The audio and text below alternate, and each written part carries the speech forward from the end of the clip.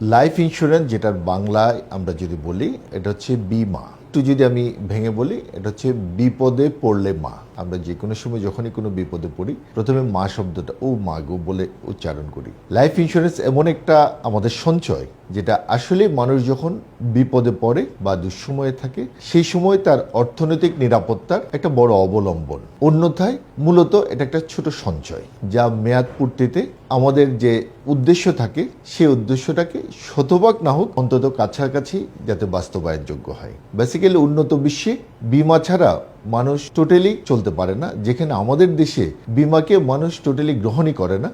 ন্যূনতম চলার পথে মানুষের জীবনে একটা ছোট সঞ্চয় তার দুঃসময় দুর্দিনের জন্য থাকা দরকার। কারণ যে কোনো অবস্থায় বিমার আগের যে অবস্থানটা ছিল যে শুধু মৃত্যু দাবির ক্ষেত্রেই বিমা মানুষের পাশে দাঁড়ায়, তার নতুন জেনারেশনে আমাদের যে কোম্পানিগুলো আমরা চেষ্টা করেছি যে বিমা শুধু মৃত্যুতে নয় মানুষের জীবদ্দশায় তার পাশে দাঁড়াতে পারে। যেমন স্বাস্থ্য বিমা, যা মানুষের দৈনন্দিন স্বাস্থ্য ঝুঁকি নিয়ে সহযোগিতা দিয়ে থাকে।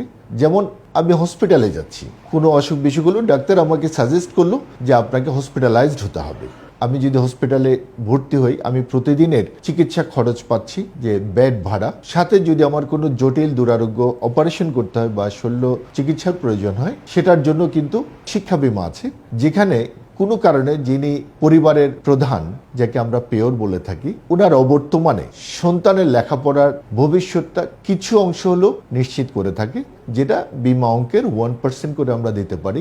এবং এই শিশু এই পলিসির মেয়াদ পূর্তি পর্যন্ত সেই ঝুঁকিটা পায় যদি কোনো কারণে তার পেয়র বা গার্ডিয়ান অক্ষম হয়ে যান অথবা মৃত্যুবরণ করে। স্বাভাবিকভাবে শিক্ষা বিমাটাও আমাদের প্রতিটি বাবার বা প্রতিটি গার্ডিয়ানের উচিত যাদের ছোট ছেলে মেয়েরা আছে তাদের ভবিষ্যতের জন্য নিশ্চিত করা। পাশাপাশি আমরা বলছি যেমন আমাদের পেনশন বিমা, আমরা যারা বেসরকারি চাকরি করি সেই প্রেক্ষাপটে যদি বলি, অনেক সময় অনেক কর্মক্ষেত্রে আমাদের যেটা সরকারি চাকরিতে আছে যে মেয়াদ পূর্তি তারা আমৃত্যু পেনশনের সুবিধা ভোগ করতে পারে। আমাদের এই ধরনের একটি প্রকল্প আছে যেটা আমরা বলছি পেনশন বিমা, যেটা মেয়াদ পূর্তিতে আমি আমৃত্যু পেনশন উপভোগ করতে পারবো, বা আমি যদি ন্যূনতম 10 বছর পেনশন উপভোগ করতে না পারি আমার পরিবার কিন্তু পরবর্তী সময়টা পেনশন উপভোগ করতে পারবে। এইভাবে বিভিন্ন ধরনের প্রকল্পগুলো আছে যেটা আমাদের প্রাত্যহিক জীবনে আমাদের পাশে দাঁড়াতে পারবে। আমাদের দরকার হচ্ছে শুধু সচেতনতা এবং আমার নিজস্ব প্রয়োজনটা নিশ্চিত করে সেই অনুযায়ী পরিকল্পনা বাছাই করা।